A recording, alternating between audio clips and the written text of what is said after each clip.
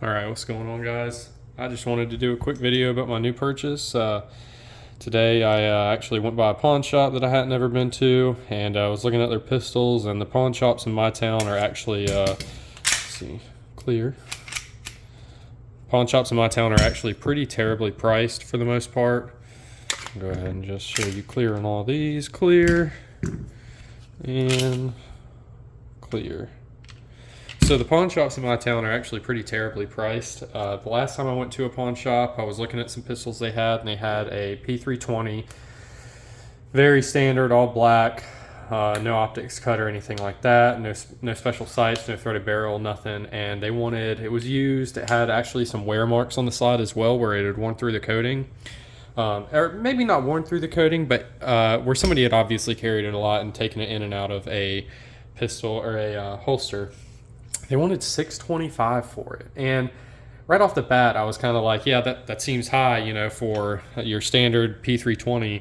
And I kind of did a quick look, and I think I found one on PSA for almost $100 less for a brand new P320. So, given you're going to have to pay shipping and FFL fees for that, but even then, I don't think that's going to add up to more than the pawn shop was wanting for the used pistol. So I had low expectations going into this pawn shop. I'd never been into it. I didn't even know they did any like real pawning. It was Lending Bear, which some of you may have heard of. I guess there's more than one location.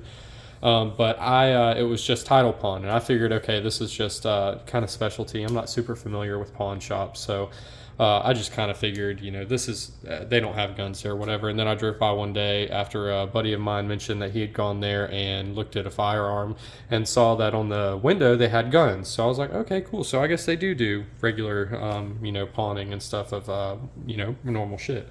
So I went and checked it out today, kind of on a whim. Not planning to buy anything, and like I said, you know, I had very low expectations considering all the other pawn shops I've been to in the area are pretty terribly priced on their pawned or used goods. But they had a Glock 17 there, a third gen Glock 17, and I picked it up, man. It was $3.99, and you know, I took a look at it before I grabbed it or before I bought it. I asked the lady if I could remove the slide. She said yes, so I went ahead and removed the slide, and I'll just do that right now for you guys. Went ahead and removed the slide, just kind of took a look at the internals, and I don't know if you guys can tell, but this doesn't look like it's been fired very often to me, or whoever fired it. Cleaned it really well, which I mean is equally good because I mean it's well taken care of, you know. You know, and if anybody sees anything in here out of like spec or anything, you know, leave that in the comments. I'm not super familiar with Glocks yet, but anyway, it looked like to be in really good shape. Like I said, it was $3.99, so I picked it up.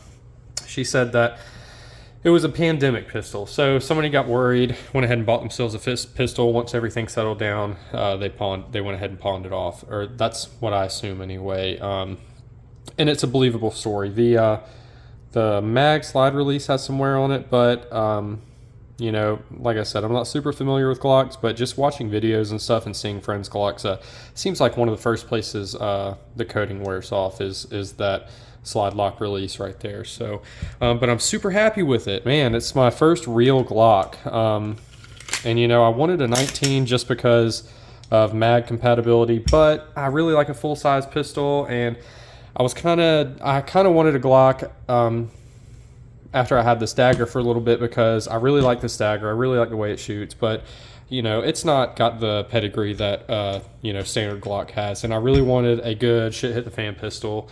You know, given I don't really prep super hard for that scenario, but I like the idea of having a bulletproof pistol that is tested and, you know, is going to be reliable regardless in any kind of situation you have.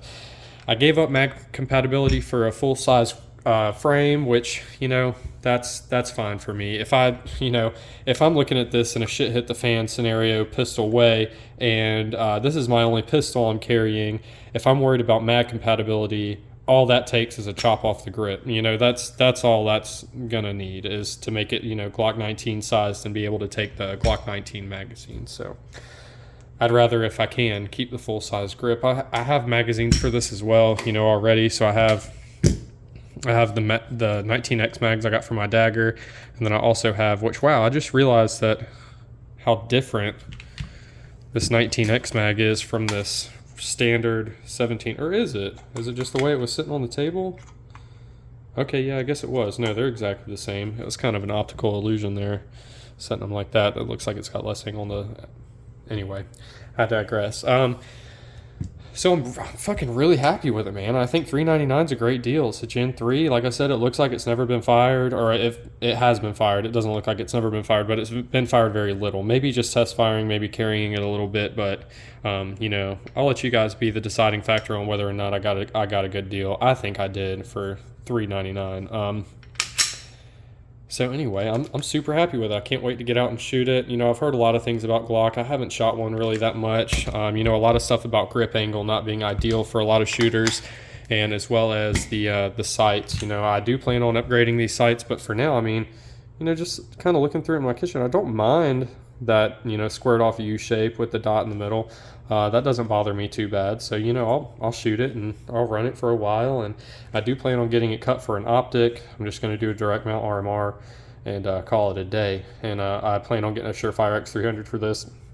Like I said, I want this to be my shit hit the fan pistol, so I want the fucking badass American made optic, and I want the badass American made Surefire on here, and you know, that might actually kind of quench my thirst for a lot of other pistols that I've been wanting, because I feel like I have a full-blown addiction. I'm here to admit that. You know, I don't have any I don't think, you know, I'm not in denial. I have an addiction. I think I mentioned them in the last video, Bobby Dynamite. I think we think a lot the same, you know. I need to get back to the basics and, you know, quit fucking around with all this other bullshit, and go ahead and get my shit hit the fan pistol with my shit hit the fan dot and my shit hit the fan light and my shit hit the fan irons, you know, all that stuff, get that hooked up, and I think that'll, like I said, quench my thirst for a lot of different things I kind of want surrounding firearms. Another thing I wanted to show in this video is compatibility, because I fucked up when I got home with this thing. I immediately came home and pulled out my dagger because I wanted to see compatibility. It's a 3rd gen Glock 17. This is based off a 3rd gen Glock 19. You know, there's modularity and there's compatibility between some of these Glocks, and man, I just kind of overestimated it, and I was under the impression that, man, it says 3rd gen, compact, essentially, full size. I should be able to fit this full-size slide on this compact frame, right? That was my way of thinking, and maybe, you know, I can chalk that up to the P365 kind of giving me an unrealistic standard for compatibility between firearms, but man, so I'll just let you know now, it's not going to fucking work. I took my brand new Glock 17, new to me slide off, and I put it on my Dagger 19 frame and promptly got that bitch stuck as fuck on the 19 frame, or my Dagger frame. You know, I did a little research and I actually found a YouTube video of a guy he just did the same thing. It was, will the 17 slide fit on the 19 frame 3rd gen? He takes his slide off his 17, puts it on his 19, and the same exact thing happens. He gets it stuck, and if you've ever done this before, I'll kind of give you, kind of show you what happens. It'll rack like about that far, and it just binds up after that, and the trigger won't pull. You can't pull the trigger to get it off. These do nothing. You know, the barrel will kind of wiggle around and you can kind of try and get it off that way, but overall it's not going to fucking work. And what I ended up doing is I finagled it enough to get that 17 slide back like this, and I was able to get this back plate off, take the plunger out, take the strike. I just took the whole slide apart, and it finally started to slide off, and it still took me pulling it off. There was some resistance. Hopefully I didn't fuck anything up too bad. I don't think I did. Both function just the same. You know, I haven't had a chance to go shoot them. Like I said, I haven't had a chance to take this out and shoot it at all yet, but it seems like it's fine. So save yourself the trouble. Don't try and do that. Don't be an idiot like me and try and do it without looking into it first. That was, you know, a mistake. I immediately started sweating when I had that slide stuck on there, because I was like, oh no, I just fucked up my gun. I was 2 seconds away from going to my local shop where they've got a great gunsmith. Those people are awesome. I'll just shout them out real quick. Coastal Armory. They're in Brunswick, Georgia. They're great though, man, and I love those guys a lot. And so I was definitely ready to, you know, give them a nice little project for them to laugh at me for. But anyway, you know, I didn't have to do that. I got the slide off and everything's hunky-dory, you know, as far as I know.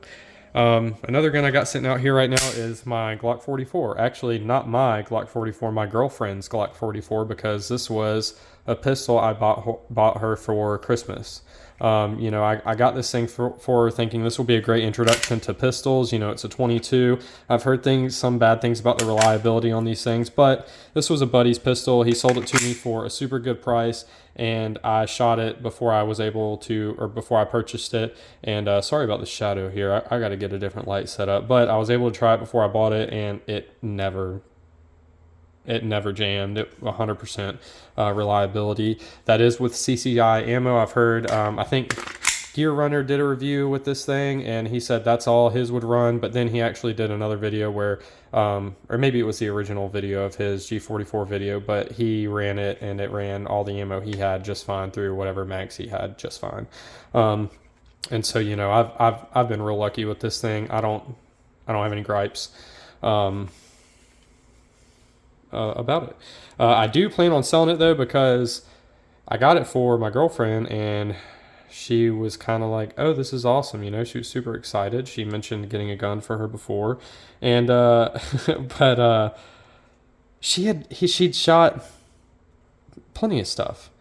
I had no idea. I mean, I knew she grew up, you know, we both grew up in the South. I knew she had shot guns before, but I didn't know she had shot what she had shot. I kind of just figured it was, you know, small stuff. But she actually shot my SIG after I bought that for her. Maybe it was before. No, it was after I bought that. And man, she did so good with this thing, man. She handled it like a champ. So I'm actually in the market to sell this Glock, which is kind of easier said than done because, like I said, it's kind of got a weird reputation. And, you know, I got it for such a cheap price. I can get my money back out of it. I could probably make money off of it, but I really don't care. I just like to get my money back out of this so I can go ahead and pick her up something closer to more like a P365 kind of, maybe Smith & Wesson M&P, because, man, just let you guys know now I've kind of fallen out of love with this gun. I really love the way it looks. This is just a spray paint job I did. There's some little oil there. That's all that is. It's not part of the paint job.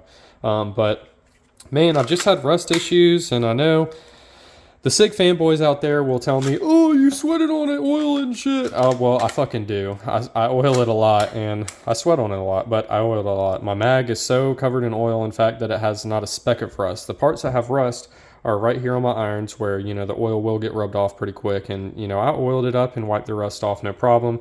And then down here on my mag release, and you can't even see it, but I mean, it's definitely had some rust in there that I've had to clean out before. On top of that, you know, what is that? No, it's just the oil. Damn, I thought I had a big old scratch on there. On top of that, man, I don't know. This was my first, like, striker fire pistol that I bought for myself. I've inherited some pistols before, but nothing very modern. The closest thing to this I shot before I bought this was a Kel-Tec PF9, and I know a lot of people hate on that gun. A lot of people hate on Kel-Tec. I never had a reliability issue with that gun, other than limp wristing it, because if you ever held one, you know how small and snappy that pistol can be.